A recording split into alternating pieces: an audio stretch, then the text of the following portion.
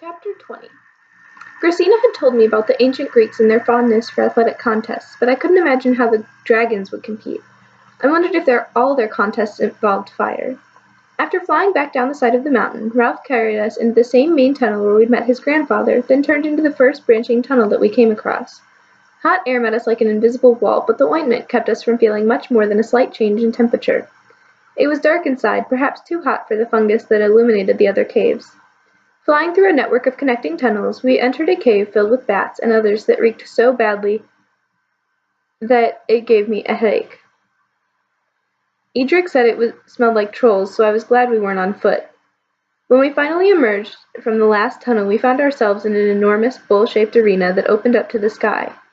With a level floor and high rock walls, it was the perfect spot for a gathering of dragons. It was hotter than inside the tunnel, and I could see why Ralph flew up onto a small ledge so we could look around. A bubbling pool of red liquid seethed in the center of the arena, the air above it wavering in the rising heat. "What's that?" I asked Ralph. The little dragon glanced at the scarlet pool. "That's lava, liquid rock. My dad likes to swim in it." "Edric, did you hear that?" I asked, but he wasn't paying attention. His face had turned a paler green and his eyes looked as though they were about to jump out of his head. I followed his gaze back to the floor and understood why.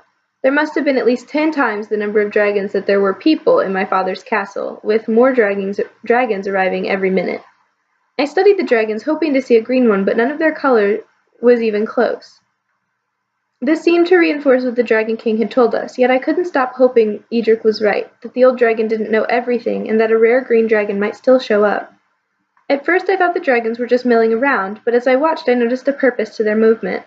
While a few dragons darted across the floor on errands of their own, most were heading toward the low stone walls that defined the fields of competition.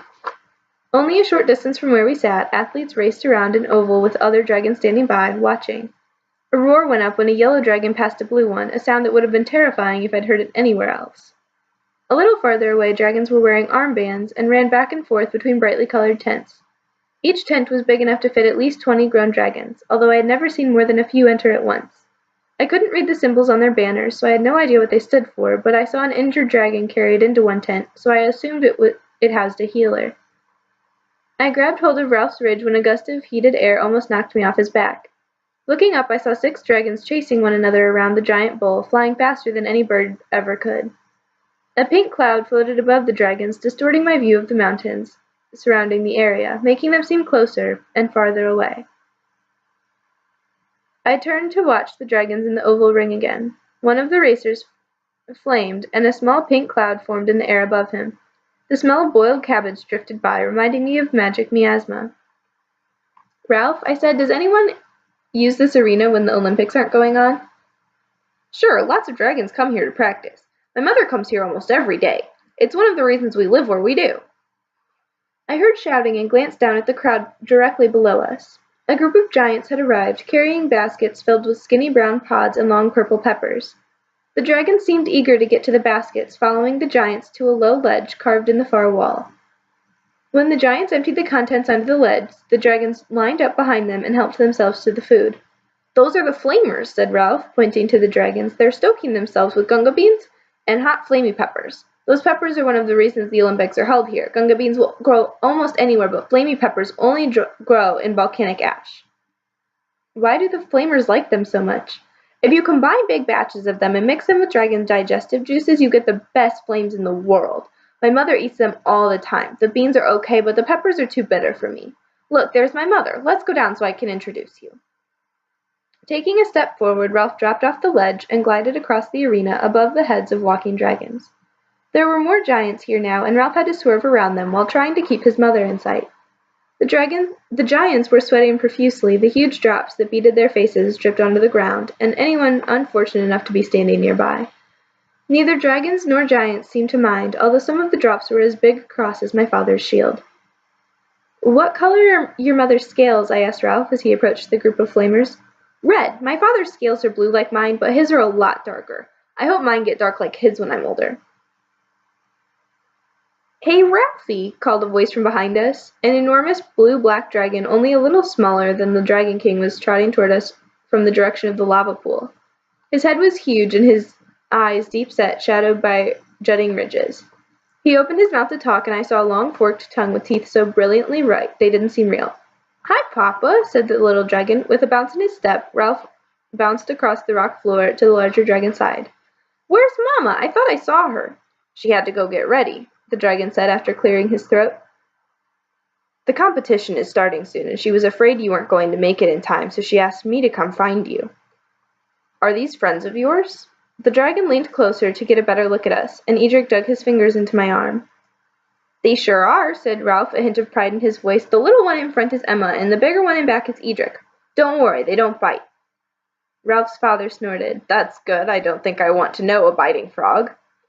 When Grumblebelly picked up his son and set him on his shoulders, Edric and I clung to Ralph's ridge, wobbling back and forth until we were dizzy. Pushing his way through the crowd, the big dragon headed toward the area set up for the distance flame-belching contest. The next contestant, a large yellow dragon, was lumbering up the line when we arrived. Nodding to a black dragon wearing an armband, he took a few deep breaths, then belched a flame half as long as the field. "Huh," said Ralph's father. "Not bad." A murmur went up from the crowd when the next athlete came forward. A slender dragon with red scales verging on magenta, she looked very feminine, with a refined head and delicate features. "That's my mom," said Ralph. Edric ducked, knocking his head against mine when Ralph's father reached up and patted his son on the back. "Hold still, Ralph, you don't want to distract her." When his mother began her series of deep breaths, Ralph's wings stiffened, and I could feel his muscles tense beneath us. "Here we go," his father whispered. "Come on, Snorty, you can do it." Taking one last breath, Ralph's mother opened her mouth, raised her wings, sweeping them back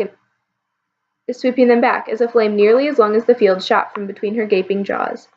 The flame was hot, glowing white where it left her mouth, fading to yellow, to orange, to red, where the tip licked the rocky ground. The crowd cheered wildly as the black dragon raced to the end of the field before Snorty's flame died down. The noise drowned out the announcement of her distance, but it was obvious that she had won. "Next year they're going to have to lengthen the field just for her, aren't they?" said an old dragon with rust-red scales to Ralph's father. "Sure looks that way," the huge blue dragon agreed. "No knight would stand a chance against her," Edric whispered into my eardrum. It was impossible to get through the crowd, so we waited for his mother at the side of the field. She disappeared behind some of the bigger dragons, then suddenly she was beside us, reaching for Ralph. "I knew you could do it!" Ralph shouted, flinging himself at her. "Ralphie," she said, sitting back on her haunches as she caught him. "How'd you like it?" "You were super, Mama. You're the best." His mother laughed and fondled the ridge on top of his head. Turning to the larger dragon, she smiled. "And what about you, Grumblekins?" "You were great, Hot Lips," said the big dragon. Edric snorted, and I poked him in the stomach with my elbow. Laughing at your hosts is not a good idea, especially if they're dragons. "Hey, guys," Ralph said, covering his eyes with his wing. "Do you have to do that now? You're embarrassing." His mother laughed again and looked down at Ralph, noticing us for the first time. "You must be the frogs who are searching for a green dragon. My father told me about you. Any luck yet?" Edric shook his head. "Not so far." "Why don't you three go look around?" she suggested, gesturing with her wingtip to encompass the entire arena. "It'll be a while before they announce who won. Perhaps you'll get lucky and find a green one." "That sounds like fun," Ralph said, squirming out of his mother's grasp. "Roar for me when the ceremony's going to start." Leaving his parents behind, Ralph flew across the arena looking for a place to land. While the little dragon studied the crowded fields, Edric whispered in my eardrum, "What'd you think of his parents?" "They're nice," I whispered back, "but I don't think they take us very seriously." Edric glanced at the passing deep purple dragon. Long and lean, the dragon had a surly expression on his face, and eyes that probably didn't miss much. "I don't mind," said Edric. "In fact, I think it's better this way. I'd rather be ignored as a frog than eaten as a human."